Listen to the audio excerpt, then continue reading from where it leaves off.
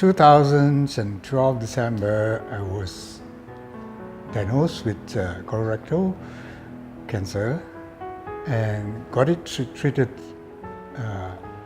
in Sunway Hospital with the surgeon name called Dr.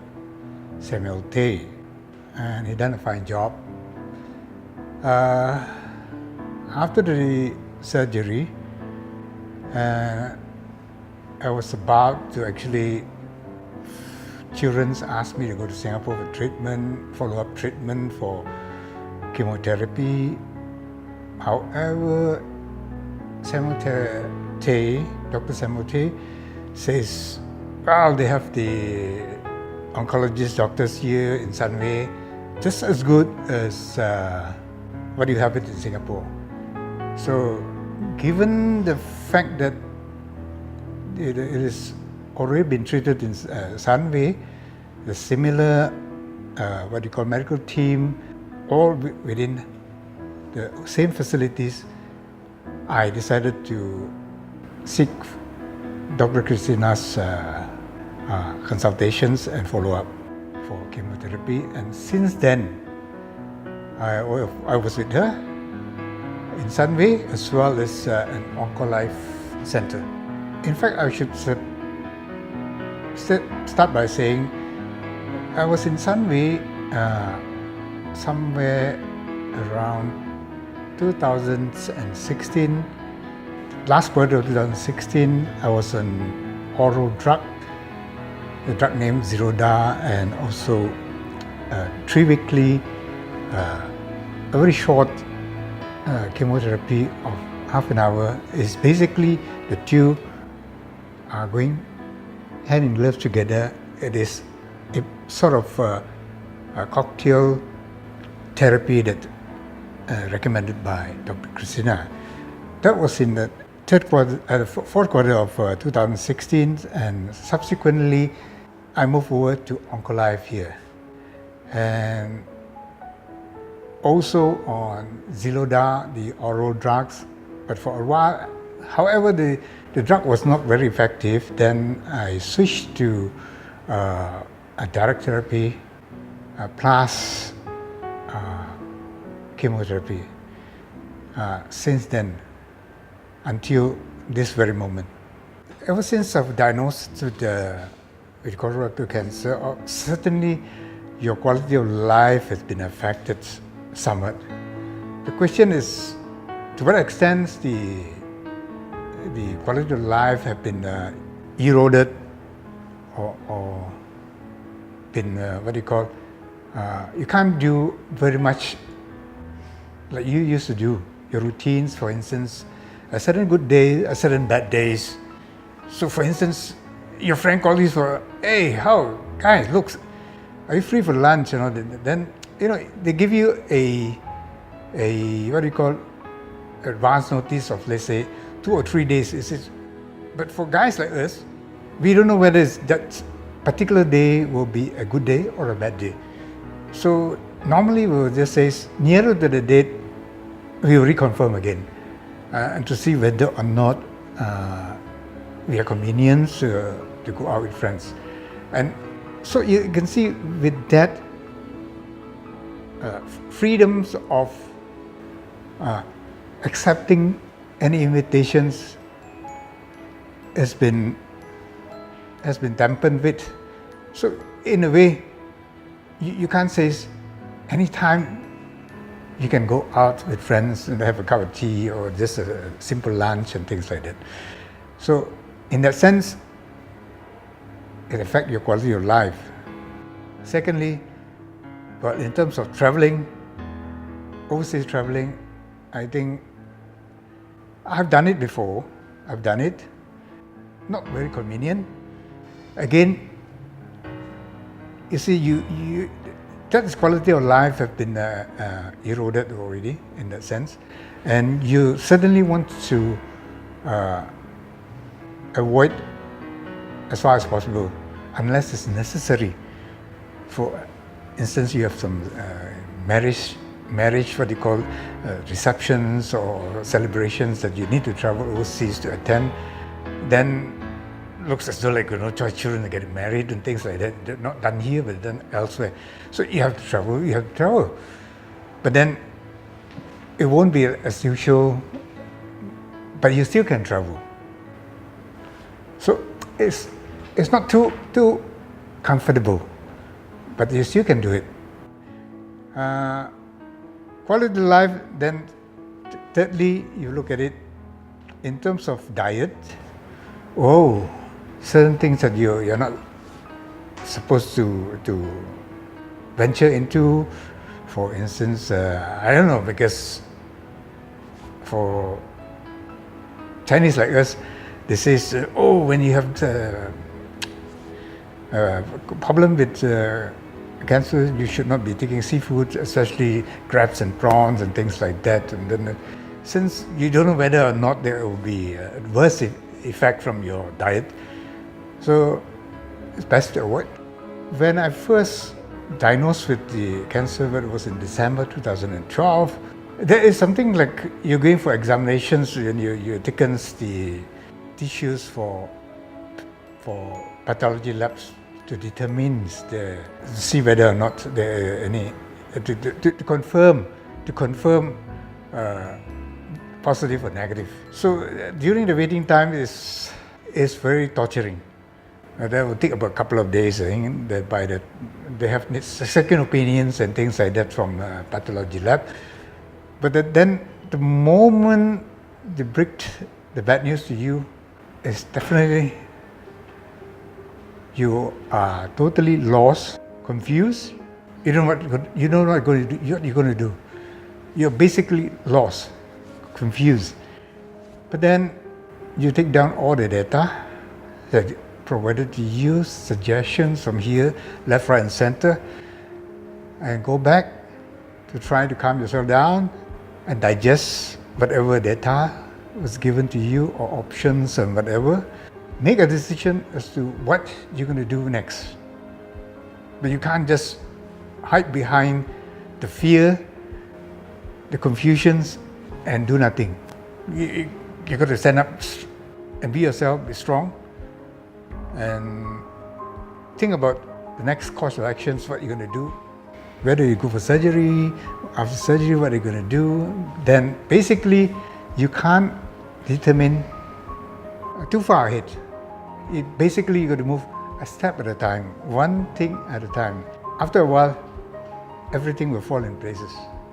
The moment I have had my surgery in Sunway with Dr. Samuel Tay, and as I mentioned earlier, Dr. Samuel Tay says they have what you call oncologist, just as good as what you have it in Singapore, and you can have a chat with her. Dr. Christina, she's on the fourth floor or something like that. You have a chat with her and find out whether you're comfortable with her, and proceed from there. And suddenly, there's no harm getting more information that you wanted to proceed your next course of actions. I went on to see her and found her very comfortable to talk to.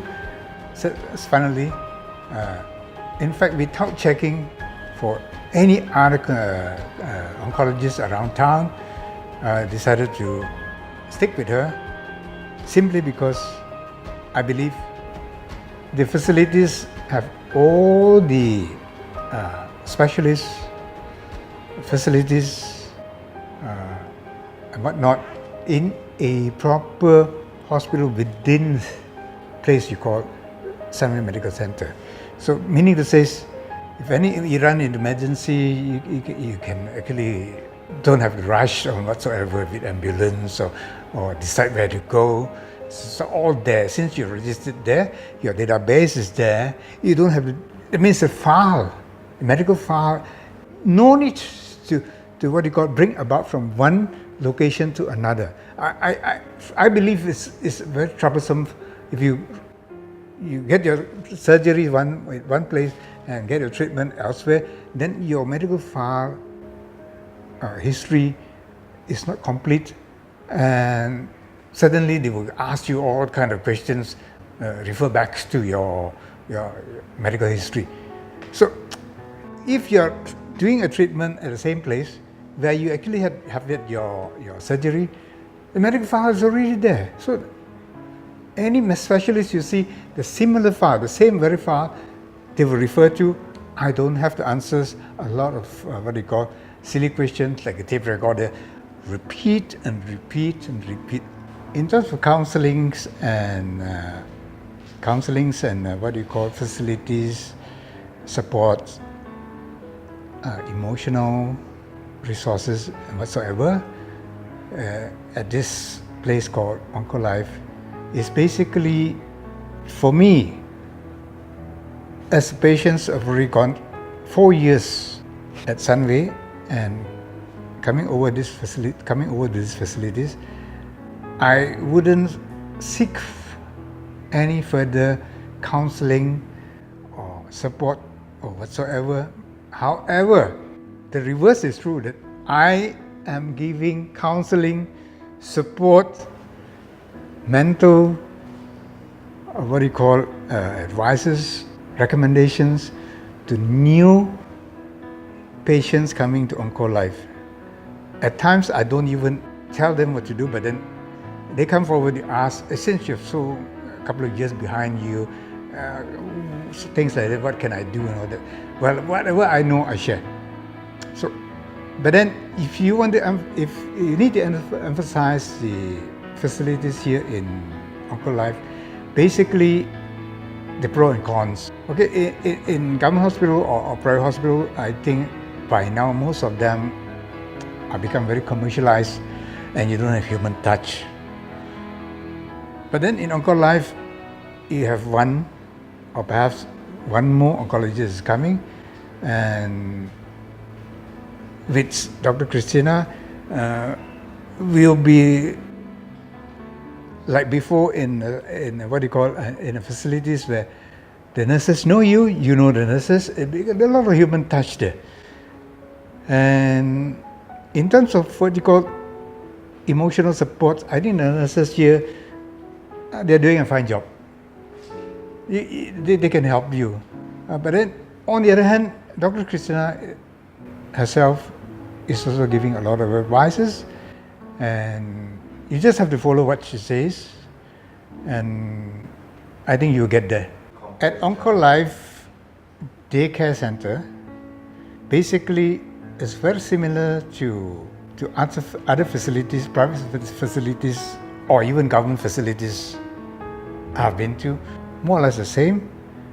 But then in OncoLife, you can actually feel you have been well taken care of, and facilities in terms, if you compare that with private hospital or elsewhere or other facilities, because this is more or less just a clinic, oncologist clinic.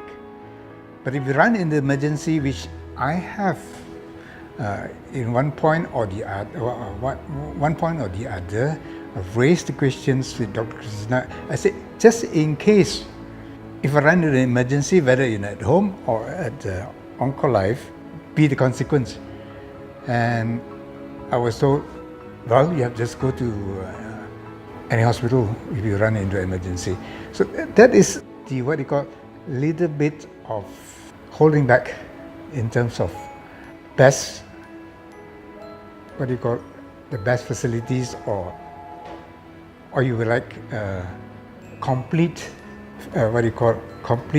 healthcare facilities that you can actually rest assured with. You can just doze off when you're in the daycare. Say if you're in emergency, they will definitely put you in a wheelchair or put you in the bed, or they'll put you into whichever department you want.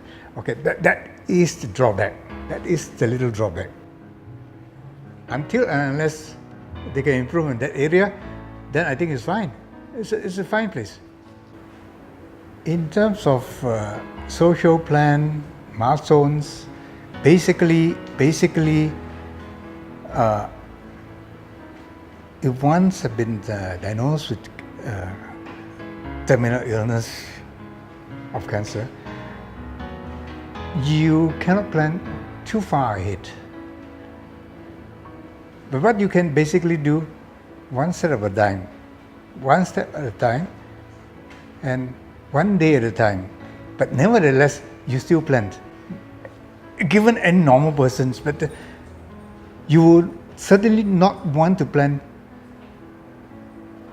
too long, like before. However, regardless whether or not you are in terminal illness or you're a very healthy person, you can't tell what is going to happen tomorrow. So, wisdoms will tell you one step at a time, one day at a time, and certainly for cancer patients, more so you have to plan one day at a time, one step at a time. But if you like to, 1 week at most or 2 weeks at most ahead of you in terms of milestone. That is what you call a short term in terms of social planning, that you want to put it that way. But then in terms of milestone is different. The definition of milestone is basically, if you overcome 1 year, what are you going to do? Why do you want to have 1 year? You survive 1 year, then you say, oh, I managed to see my grandchildren. Before that, I can't. Now I have grandchildren, I've seen your grandchildren. Then secondly, they said, now you've seen your grandchildren. How about asking for a little bit more? A little bit more, he says, wow, I'd like to see my grandchildren going to school, or going to kindergarten and then going to school. Well, then at least you put some objective and dream ahead of you, rather than just live in emptiness. If you pose me the questions of ordeal, overcoming the torturous journey, it depends on oneself. Basically, in life, if you follow by the wisdom of life journey, there are 4 stages, regardless whether whoever it is, ordinary, you can be a prime minister, you can be an emperor, you can be a king, or whoever. The 4 stages you cannot avoid. What are 4 stages in life? Birth, age, sick, and death. 4 stages in life no one can avoid. The question is, in terms of sick, fallen upon one person, the question is, how soon it comes, how soon, or how later, or when it comes. It comes at the right times, around late 70s, 80s, or 90s. Who cares? Well, you're ripe age already. But the unfortunate, you look at some of the younger patients, they are much younger than you, and all that. You even feel pitiful for them. If you come to positive thinking, in terms of positive thinking, to advise to newly diagnosed patients, I would say certainly, if I say be calm, initially, in fact, I said be calm. No one person can be calm when the doctor breaks the bad news to you. But then the question is, when you settle down, when you be calm, then you think of a way for you to move ahead. And basically for encouragement is there are plenty of hope. There are plenty of ways that you can survive. But certainly you need to have 3 elements in your life. What are they? You must be physically strong, mentally strong, and resources ample. Any shortage of any one of these, you cannot survive. For example, physically, are you able to withstand the tortures of the treatment, radiotherapy or chemotherapy? You're physically got to be strong. But how about mental? you are not careful, you can slip into depressions because you keep thinking of the problem. You can't sleep. You're thinking what next and what not. So basically, it's good to forget about it, live normally as before, but then of course, quality of life had been minus or eroded to somewhat. Maybe only 70% of your quality of life compared with your normal. And thirdly, when I say resources, basically I'm referring to finance. If you don't have fund behind you, then it's a bit difficult to seek treatment from private hospital. But if it says, well, you don't have funds, you don't have what you call retirement funds, or you don't have an insurance scheme or whatever, you can actually go to the government hospital. Government hospital, yes and no, and chances of prolonging, or why not government hospital? So be it. Questionable on that, but then I wouldn't doubt. I would put it this way: until and unless that is my last options or alternative. No, I run out of options, run out of alternatives.